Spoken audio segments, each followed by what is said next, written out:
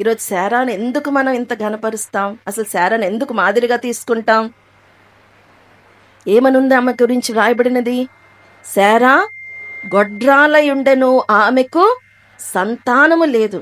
ఈమె ఆ స్థితి నుండి దేవుని ఆశ్రయించినందున తన స్థితిని ఎట్లా మార్చుకుందంటే 17వ అధ్యాయంకి వచ్చేసరికి 17వ అధ్యాయము 15వ వచనంలో దేవుడు, నీ భార్య అయిన శారై పేరు శారై అనవద్దు, ఏలయనగా ఆమె పేరు శరా అనగా రాజకుమారి. నేను ఆమెను ఆశీర్వదించి ఆమె వలన నీకు కుమారుని కలుగచేసెదను. నేను ఆమెను ఆశీర్వదించెదను, ఆమె జనములకు తల్లి అయుండును, జనముల రాజులు ఆమె వలన కలుగుదురని అబ్రహామునకు చెప్పాను.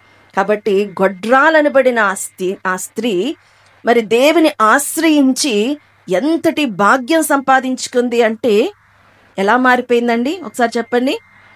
జనములకు తల్లి.